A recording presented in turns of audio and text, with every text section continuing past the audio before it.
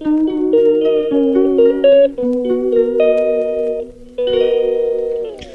家好，今日我哋要整嘅菜式就係乾炒牛河啦。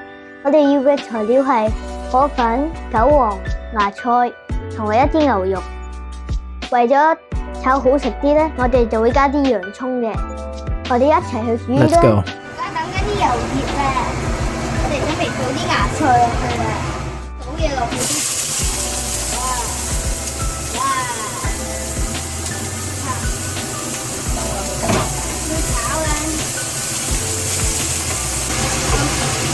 跟住就落啲鹽落去，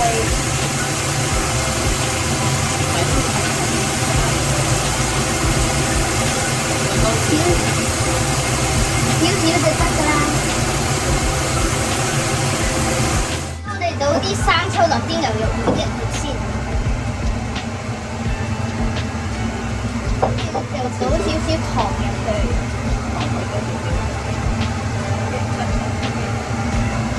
跟住就倒啲糖入去，跟住就撈下佢啦。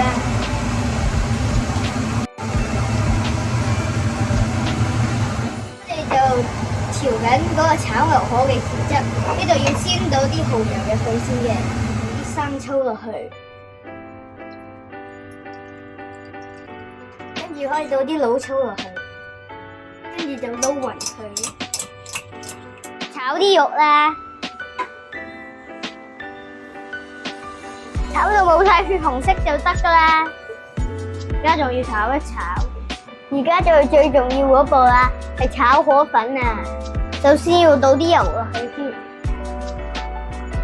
倒少少，啲河粉分成咁樣一條條就會容易啲炒噶啦，容易啲炒咁上色就會好好噶啦。哇！好大盤河粉喎！而家我哋就落咗啲醬汁啦，炒完炒到金黃色，你睇下幾靚。